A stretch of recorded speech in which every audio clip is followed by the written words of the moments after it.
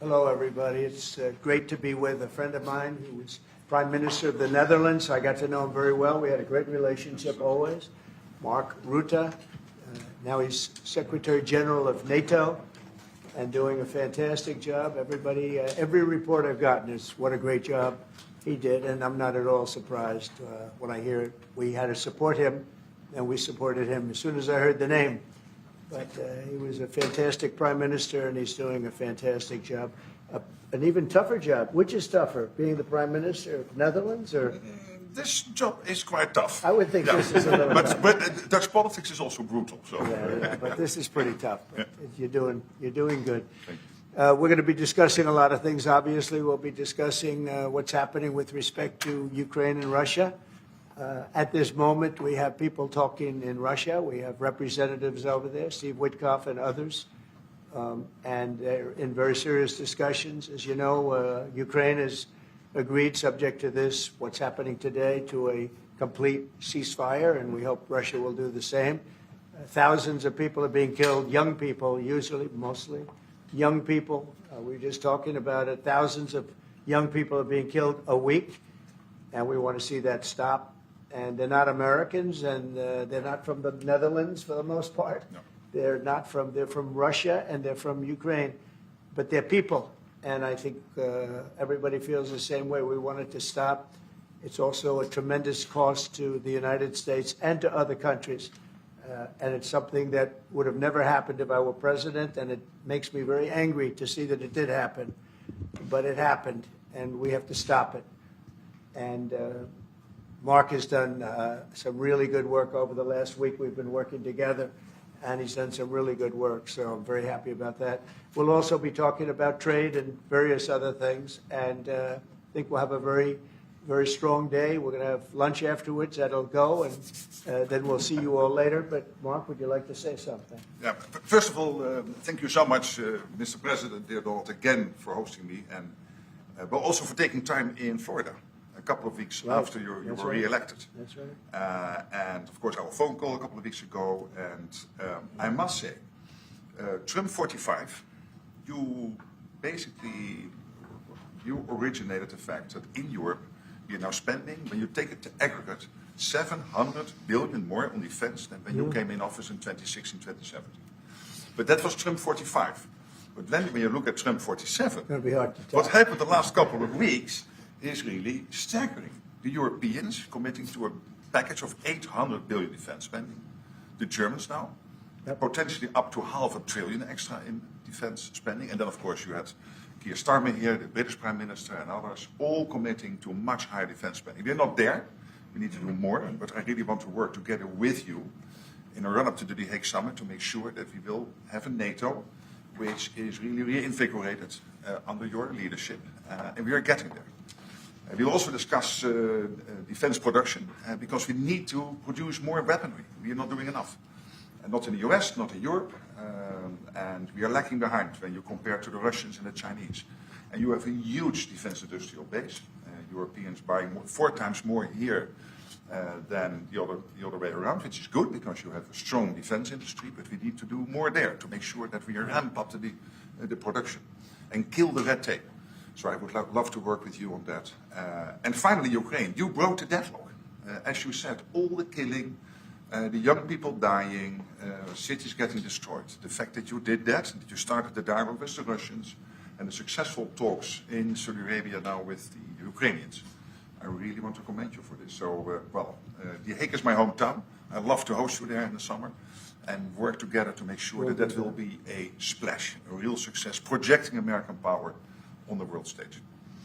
What Mark is saying is when I first went to NATO, my first meeting, I noticed that very few people were paying. And if they were, they weren't paying their fair share. There were only 7 countries that were paying what they were supposed to be paying, which was 3. Yeah, it's even worse. It could be even worse. But there were just very few countries that were paying, and even the paying, it was at 2%, which is too low. It should be higher. It should be quite a bit higher. But you had Poland, and I remember Poland was actually paying a little bit more than they were supposed to, which I was very impressed with. And they've been actually terrific, and some of the others. But most of them weren't paying, or they were paying very little. And I didn't think it was appropriate to bring it up there, but I said it's going to be brought up at my next meeting. And my next meeting, you know, the first meeting you want to give them a little break. The second meeting, it began, and I was able to raise hundreds of billions of dollars. I just said, we're not going to be involved with you if you're not going to pay. And the money started pouring in, and NATO became much stronger because of my actions and working along with a lot of people, including Mark. But they would not pay for other presidents. And I don't think other presidents even knew that they weren't paid. I asked, first question, has everybody paid up? And literally, I mean, they told me 7. You could be right, it could be 3, but that makes it even worse. But they just weren't paying. And I said, no, I won't protect if you're not paying. If you're delinquent or if the money isn't paid, why would we do that? And as soon as I said that, got a little hit from the press because they said, oh, gee, that's not very nice. But if you said the other, nobody would have paid.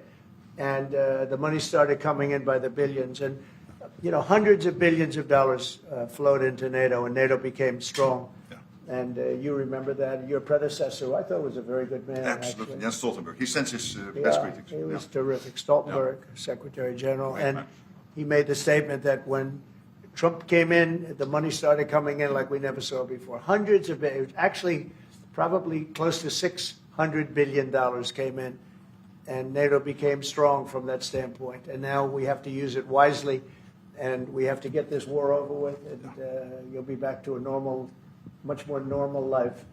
And maybe we're close. We're getting words that things are going okay in Russia, and it doesn't mean anything until we hear what the final outcome is. But they have very serious discussions going on right now with President Putin and others.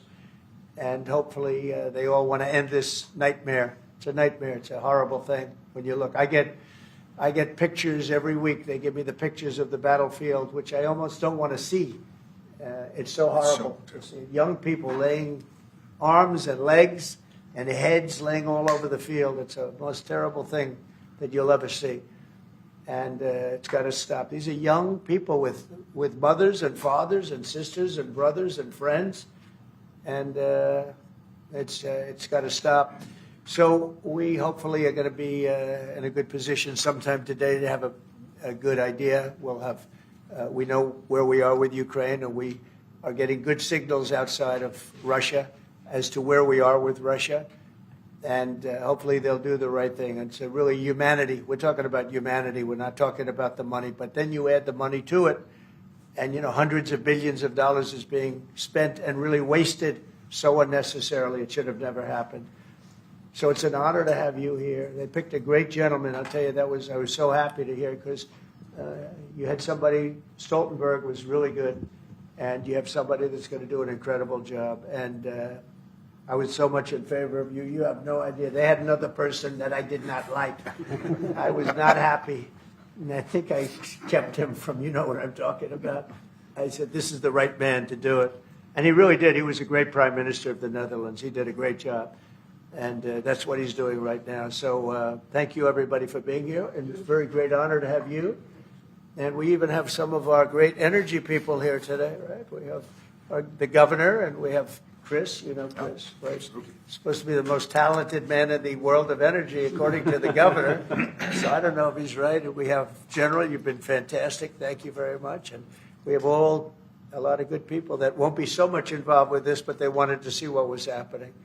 It's become a little bit of a show, but they wanted to see what was happening. And I think a lot of good things.